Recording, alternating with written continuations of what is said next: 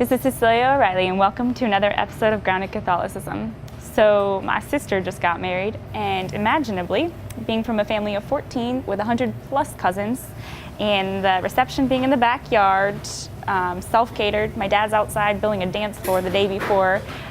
We had so many helping hands, cousins, friends. There was just a lot going on weeks before, days before, minutes before. Everybody bumping into each other, trying to do the never-ending to-do list where everything is top priority.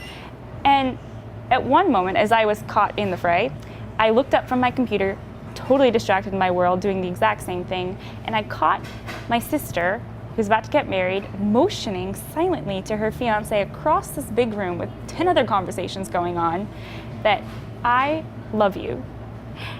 And while she's gonna be horrified that I'm telling this story, I have to thank her because it made me reflect on and how and when God communicates his love to us, and how often when we feel abandoned by him or like lack of feeling his presence is because we're not putting ourselves in a position to hear him, which is in silence. But we don't put ourselves in that position often because we fear the silence, because we don't understand it, because we don't know it. We look at it as, or view it as a certain emptiness, lack of noise, right? Activity, hustle and bustle, which is all we're used to. So as soon as it's silent, we turn on the music or turn on a show. But that is precisely where Christ can speak to us, and where we need to put ourselves in that situation so he can communicate his love to us. But once we realize that's where he communicates his love, we still fear it, because when somebody tells you that they love you, that requires a response. And when God tells us that he loves us, that response in love is typically pretty radical. It requires a total change of ourselves and a new way of living.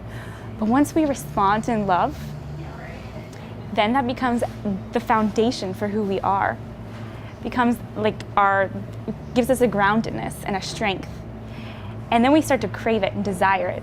In fact, Saint Alfonso Liguori says, souls that love God have a strong attraction to silence, because they know that God converses familiarly with those who shun noise and distraction of the world. One of my favorite lines from scripture is, in silence and in calm lies your strength. In patience and waiting, you will be saved. But on that note, I'll be silent and let you go. So tune in next time, and in the meantime, enjoy life, but live for eternity.